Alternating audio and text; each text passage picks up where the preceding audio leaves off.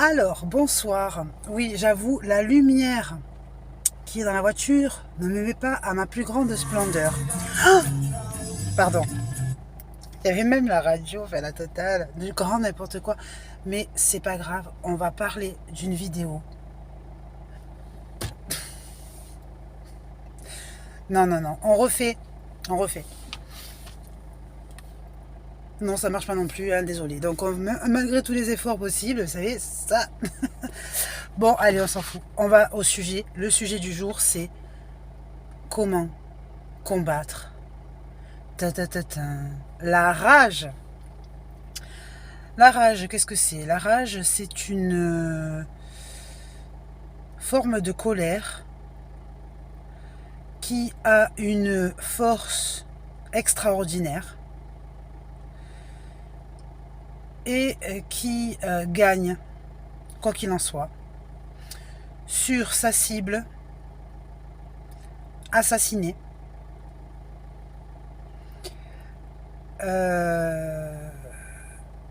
Par le poison qui s'y diffuse.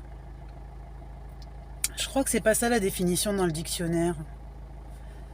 Non, mais bon, la rage, en fait, c'est une colère extrême, d'accord, qui reste mentale et non pas émotionnelle,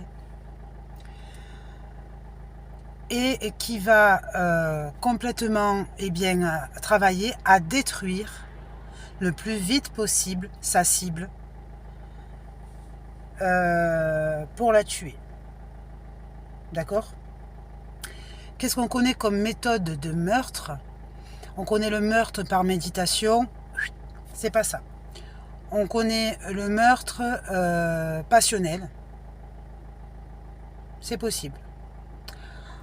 On connaît le meurtre par quoi déjà? Exemple, le chasseur tue l'animal dans la forêt sans colère, d'accord, forcément, mais avec un autre objectif qui est de le manger. On connaît le meurtre par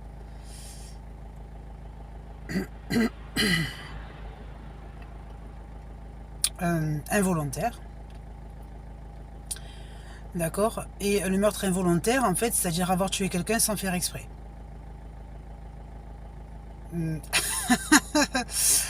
Et c'est quand même passible de prison, c'est-à-dire qu'en fait, c'est quand même quelqu'un qui est devenu meurtrier, même sans faire exprès, c'est-à-dire accusé. D'accord? Il n'y a pas de colère, puisque pas fait exprès. La colère est après. C'est-à-dire qu'elle se mélange à un sentiment de pitié, elle se mélange à un sentiment de regret, de choc, de vouloir retracer le passé, c'est-à-dire l'excuse, de confusion, d'accord, de peur aussi,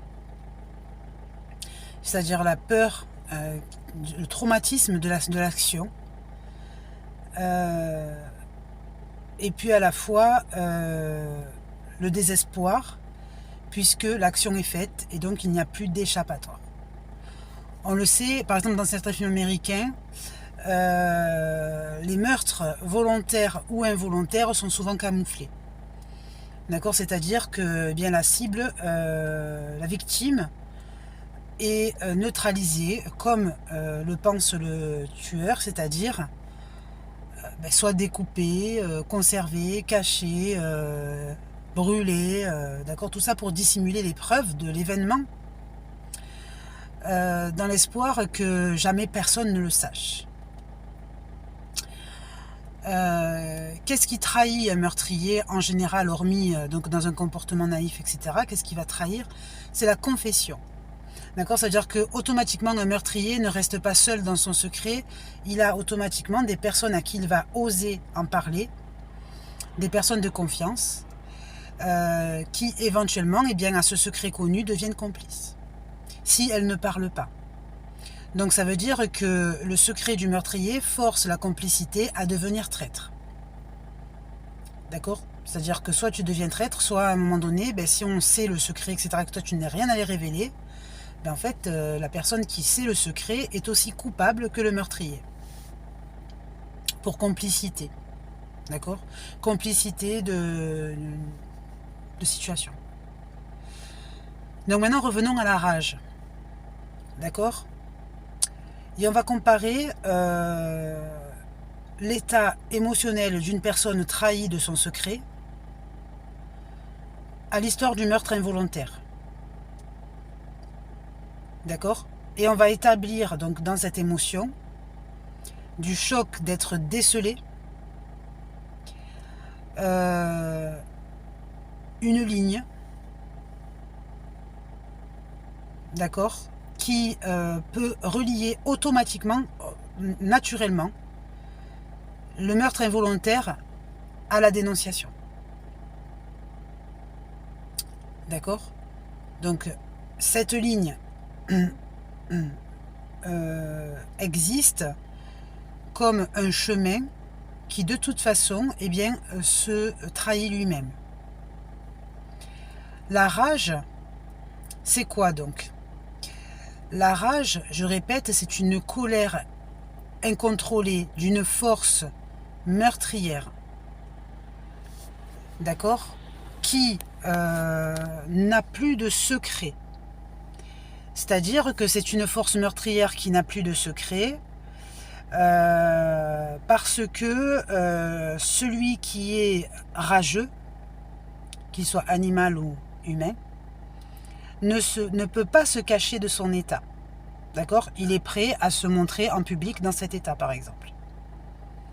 D'accord? Donc ça veut dire que pour lui, il n'y a ni limite, ni secret à son intention. C'est le rageux. D'accord? Donc, est-ce qu'on peut comparer? Donc, on a dit une ligne qui va de la trahison, de l'involontaire au secret dévoilé vers le no-limite.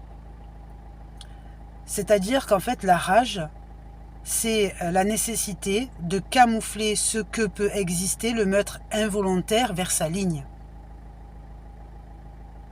D'accord? C'est-à-dire finalement, eh bien la rage est un protecteur de ce que le meurtre involontaire peut être commis si par exemple cette ligne est rompue. Donc ça veut dire qu'à la base, le meurtre par la rage, qui est très impressionnant, est une protection de celui qui éventuellement pourrait tuer sans faire exprès et confier à confidence faite, trahi. D'accord? Donc je rappelle le segment du meurtre involontaire vers le dévoilement du secret qui forme une ligne obligatoire de besoin de se confier et d'obligation de trahir, sinon la personne qui est au courant eh bien, est elle-même menacée, vers ce que la rage est, en fait, une rupture du chemin, une rupture de cette possibilité d'être trahi. Entre autres, la rage, ça veut dire que c'est quoi? Eh bien, ça peut être tout simplement, c'est la protection de l'innocence de ce que l'événement de la nature peut faire. Donc ça veut dire que le plus méchant paraissant dans ce schéma est en vérité un protecteur. D'accord? Donc la cible, maintenant la cible de celui qui a la rage. La cible de celui qui a la rage, elle est foutue. D'accord? C'est-à-dire qu'elle n'a plus d'espoir de survivre. Et on sait que la rage se transmet. C'est pour ça que les animaux qui ont été victimes d'êtres rageux ont souvent été euthanasiés parce qu'ils n'ont pas pour l'instant trouvé de remède. D'accord, à ce phénomène. Et on peut dire que la victime elle-même est complètement détruite à l'avance. La seule façon qui permettrait au rageux de se détacher de sa victime, c'est la masse de défense. D'accord? C'est-à-dire une quantité de situations vivantes qui luttent contre cette attaque. D'accord? Un exemple, je sais pas moi, un chien rageux, d'accord, attaque un autre chien. C'est la force de la masse qui va combattre, qui va permettre éventuellement de sauver la victime. Mais il faut savoir que le coup vers le rageux ne lui fait aucun mal. C'est-à-dire que la rage est une forme d'anesthésie du corps. D'accord? C'est une forme d'anesthésie du corps où celui qui a la rage ne ressent pas le choc. D'accord? C'est-à-dire qu'il peut combattre autant de temps qu'il veut. Il n'a aucune douleur. La douleur n'est pas son problème. D'accord? Donc, qu'est-ce que ça veut dire? Si on revient au schéma du fait qu'il soit protecteur du segment entre le meurtre involontaire et la dénonciation, on peut dire que eh bien, celui qui veut se sentir en paix dans la société, d'accord, devient le corps du rageux. D'accord? C'est-à-dire que c'est pourquoi il n'a aucune douleur. C'est parce qu'en fait, dans la rage, vu qu'il est protecteur, celui qui veut se sentir en paix, c'est-à-dire qu'il se sent bien heureux, devient le corps du rageux qui ne ressent pas, dans son attaque, eh bien, la douleur reçue de la défense. Donc, qu'est-ce que ça veut dire? Comment chasser la rage? Pour chasser la rage, premièrement, il faudrait permettre que le meurtre involontaire ne puisse exister. Déjà, à la source. D'accord? C'est-à-dire le meurtre involontaire, s'il ne pouvait pas exister, on va dire la rage n'existerait pas. Dans ce raisonnement. D'accord? Première étape. Deuxième étape, si la peur de la menace de la loi, du fait que de savoir un secret qui n'est pas dénoncé n'est pas punissable par la loi, alors le secret pourrait perdurer. D'accord? Troisième étape, la ligne donc de la trahison n'existerait pas. D'accord?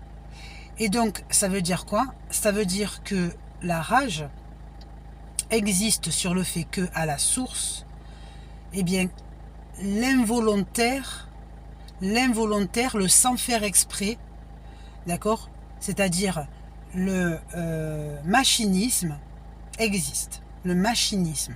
D'accord? Le machinisme, qu'est-ce que c'est? Ça n'a rien à voir avec les machos. Machinisme, c'est-à-dire l'automatisme, le réflexe. D'accord? Donc, ça veut dire quoi?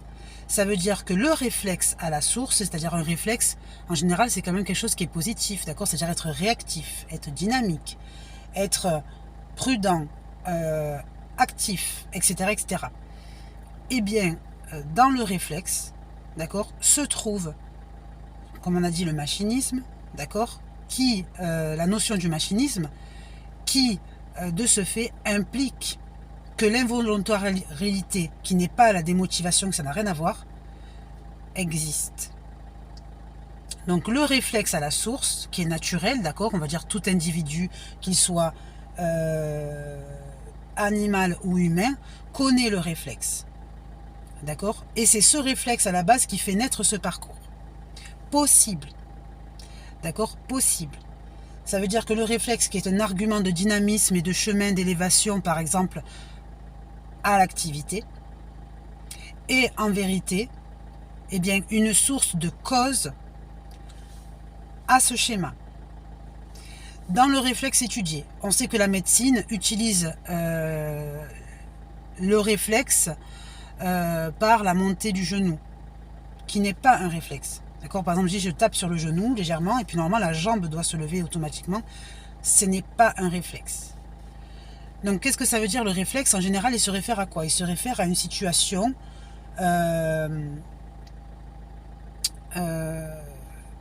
diverse, souvent causée par la peur. D'accord? La peur a ses différents niveaux. Le réflexe face à la peur, d'accord, la protection, fait que le réflexe connaît diverses facettes émotionnelles. D'accord? Le réflexe existe dans ce que l'émotion est, mais aussi dans le contexte et la circonstance. D'accord? Certaines personnes n'ont plus de réflexe, mais en vérité, le réflexe existe partout et en tout.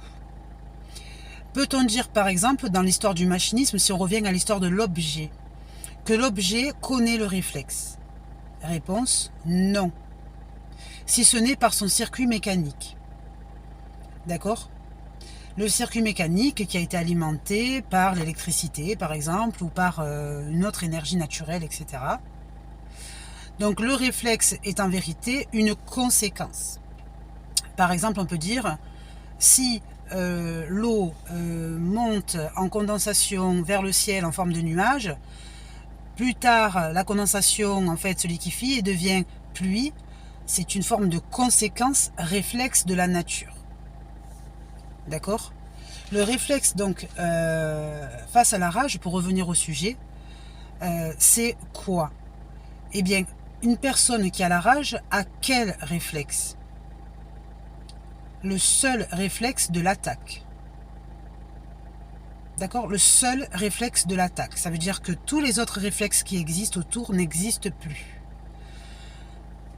Le réflexe de l'attaque est celui de la rage. D'accord? Et ce réflexe de l'attaque est un meurtrier. D'accord? Si maintenant, encore une fois, on dit comment enlever la rage, pourquoi est-ce difficile? Eh bien parce que, en fait, cette rage est celle qui permet à la nature de se nourrir. Exemple, le requin. Exemple, l'orque. D'accord? Donc on va trouver la rage, où ça? On va trouver la rage dans les eaux de la planète. Alors quand on analyse chimiquement l'eau de la planète, on ne va pas dire oui, il y a de la rage dedans. D'accord? Par contre, la rage a une formule chimique qui est connue dans les eaux marines, les eau de l'océan, les eaux des ruisseaux. C'est-à-dire que, en fait, à la base de l'existence de l'eau, la rage est. D'accord? Donc, le temps, l'éducation, le comportement, la pensée, etc. maîtrise l'humain. Mais celui qui a la rage n'a plus de pensée. Il ne pense plus. Donc, on peut dire, est-on capable de penser dans l'eau? Réponse, oui. Par exemple, le plongeur. D'accord? Mais qui ne pense pas dans l'eau? Réponse, eh bien, par exemple, la nature végétale aquatique. La nature végétale aquatique, qui, elle, a été, selon la science, la première créée de la planète. D'accord? Donc ça veut dire qu'à la base, le premier créé fut celui qui ne pense pas dans l'eau, c'est-à-dire la végétation, et de ce fait que la rage existe de la source, eh bien ça veut dire que la rage est créatrice de la vie. Ça veut dire que la rage est la création. D'accord? Et que dans la création, eh bien, l'apprentissage du système, de la société, etc., a fait que chacun s'est rangé pour trouver sa place, avoir une vie paisible, etc. D'accord? Donc ça veut dire que, est-il possible de combattre la rage? La seule façon de combattre la rage, ça serait de comprendre le pourquoi du comment il serait possible de modifier à la source la façon dont la planète a été créée. D'accord? Donc ça voudrait dire que pour réussir à cela, il faudrait être capable de comprendre ce que celui qui manifeste un état rageux contient en son sang. D'accord? Donc à partir de là, les cellules sanguines du rageux qui a témoigné d'un état de rage sont la source de l'étude de ce que, sur la nature marine végétale, pourrait se révéler être. D'accord? Et en ce sens, en fait, la science pourrait comprendre en quoi cette rage créatrice devient un outil favorable plutôt que assassin. En ce sens, se détacher de la rage n'est pas se détacher, ni guérir de la rage, mais plutôt savoir l'utiliser à une évolution positive de ce que celui qui s'en témoigne être peut être vacciné de cette source d'études.